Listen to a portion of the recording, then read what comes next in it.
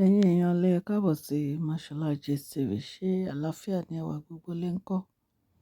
A dúpẹ́ ní ọwọ́ Ọlọ́run fún ọjọ́ ẹ̀ní nínú ayé wa. Èní ni 24th of April. Gbogbo ẹ̀yin tí ẹ̀ ń ṣe ọjọ́ ìbí ni mo kí yín ẹ kú ọdún, ẹ kú ìyèdùn. Ẹ̀mí á ṣe púpọ̀ ọdún láyé o. Gist tá a gbọ́, òun náà ni update tí mo fẹ́ fún yín lórí ọ̀rọ̀ bàbá wẹ̀rìn ńlá àti nǹkan tó ń ṣẹlẹ̀ nínú ààfin wọn.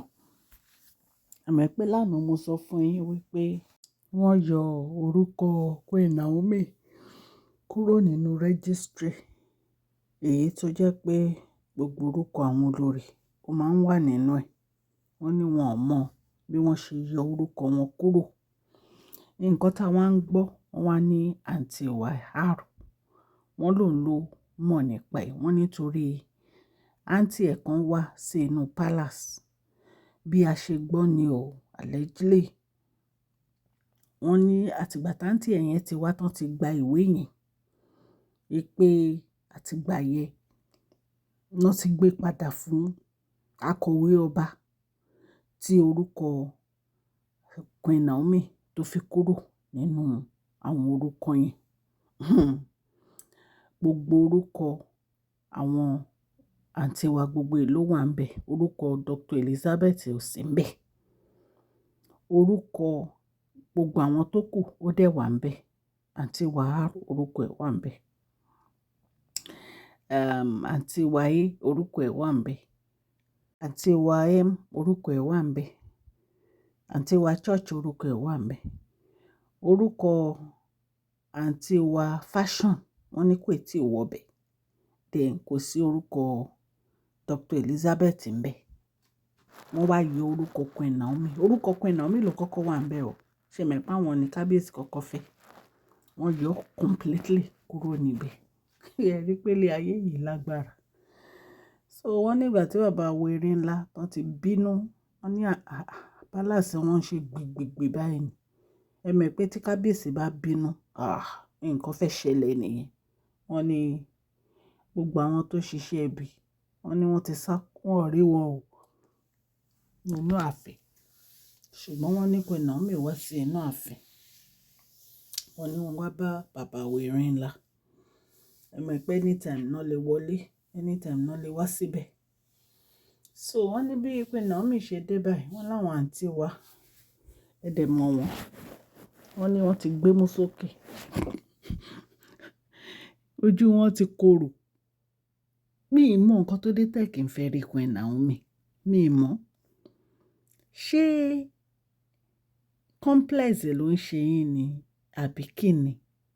Because every time tẹ́ bá ti rí woman yìí, jìnnìjìnnì àyà yín máa ń ṣe gbìgbìgbì. Nítorí pé nǹkan tó kárí, iyì yẹn ti pọ̀ jù. Iyì yẹn ti pọ̀ jù nínú ayé Queen Naomi. Wọ́n ní àǹtí YR, wọ́n ló bẹ̀rẹ̀ sí sọ̀rọ̀ pé wọn ò mọ̀ nǹkan kan pa orúkọ Queen Naomi tán yọ kúrò o.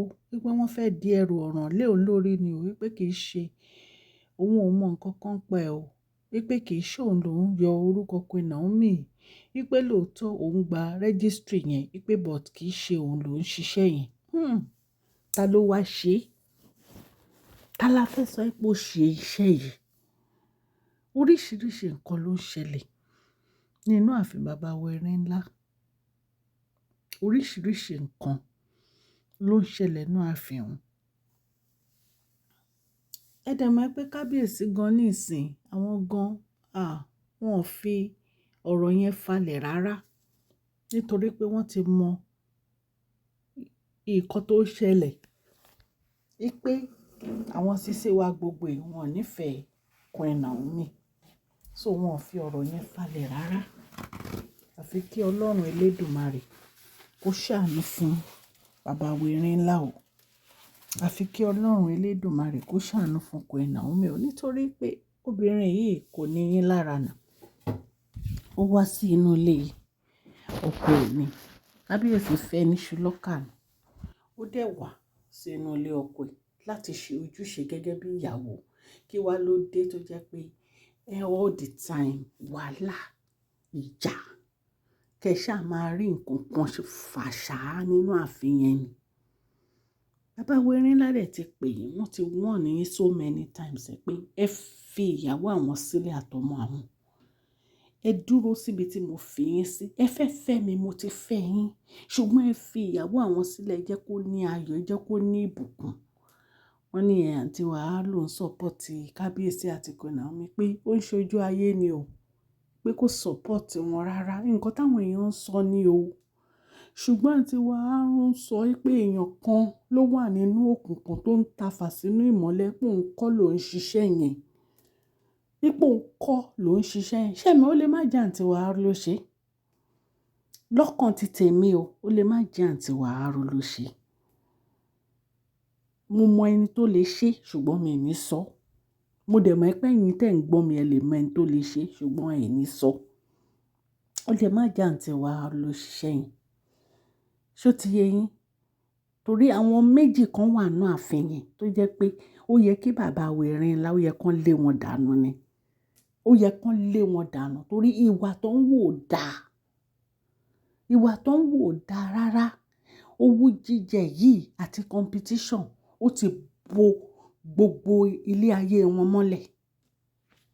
Ẹni ẹlẹ́ni tó wá sínú ilé ọkọ ẹ̀ ń ní lára. Ẹ̀ ń ní lára. Kí ló dé? Ẹ ṣáfẹ́ rí Queen Naomi tí ẹ bá ti rí wọn báyìí wàhálà ni. Ẹ̀yin èèyàn lé update tí mo gbọ́ ni tí mo ní kí n wá fún yín. Ní Queen Naomi tán ṣe dé báyìí. Wọ́n ní jìnnìjìnnì bá wọn ní o. Jìnnìjìnnì bá wọn ní. Ẹ lè ṣe rí àwọn èèyàn kan wà tó ti jù yàn lọ tó yẹ kí èèyàn gbà fọlọ́hun. Bíi ti Queen Naomi nìyẹn. Ẹ gbà fọlọ́hun kẹ́ ẹ jókòó síbi tọkọ yín fi yín sí. Ẹ jẹ́ kó gun omi. Ẹ fi bàbá Erinlá lọ́kàn balẹ̀, ẹ jẹ́ kó ráyé wá. Anyway, mo máa mú update wá lóríṣiríṣi ní èní ní agbára Ọlọ́run. Tí mi bá ṣe gist lẹ́ni tó bá dọ̀la máa mú update wá. Ọlọ́run Elédùmarè ọba láàánú á wà pẹ̀lú gbogbo etí tó ń gbọ́ mi o. Ẹ̀yin èèyàn lé, mo dúpẹ́ lọ́wọ́ gbogbo ẹ̀yin subscribers mi lọ́tùn lósì ọkùnrin àtobìnrin. Gbogbo bẹ́ẹ̀ ṣe ń share àti comment ẹ̀ ń like gbogbo àwọn gist wa gbogbo ẹ̀ la rí. Ọlọ́run á bá mi gbọ́wọ́ yín sókè ẹ̀ ní tọrọ jẹ ẹ̀ ní tọrọ mu. Ẹni ẹlẹ́ni ò ní gbà ṣe yín ṣe. I do appreciate you. Ẹ má gbàgbé prize giveaway wa tó ń bọ̀ lọ́nà ní July 15 àti ráwọn èèyàn tó ń darapọ̀ mọ́ wa. Ẹ̀yin èèyàn lè rí pé that is amazing. Ẹ̀yin tẹ́ bá tún fẹ́ darapọ̀ mọ́ Mashola Gist TV fún prize giveaway ẹ kàn sí mi ní masholagist@gmail.com. Ọlọ́run á bá mi gbọ́wọ́ yín sókè, Ọlọ́run á bá mi ràn yín lọ́wọ́. Mashola lórúkọ mi, Yorùbá ni à ń sọ lórí ìkànnì yìí nítorí pé àfẹ́gbàgbé àṣà àti èdè wa dẹ̀ tún sọ fún ọ̀pọ̀lọpọ̀ àwọn tí wọn ò gbọ́ Gẹ̀ẹ́sì. À ń sọ̀rọ̀ nípa social gist, royal gist, celebrity gist àti gbogbo nǹkan tó ń ṣẹlẹ̀ ní agbègbè orílẹ̀-èdè wa ní ilẹ̀ Nàìjíríà àti politics. Ẹ má gbàgbé kẹ́ fún fídíò yìí ní thumbs up. Ọlọ́run Elédùmarè á bá mi gbọ́wọ́ yín sókè ẹni tọrọ jẹ ẹni tọrọ mọ ẹni ẹlẹ́ni ò ní gbà ṣe yín ṣe. Please share this video, like and subscribe. God bless you all. Mashola Gist TV. Love you all.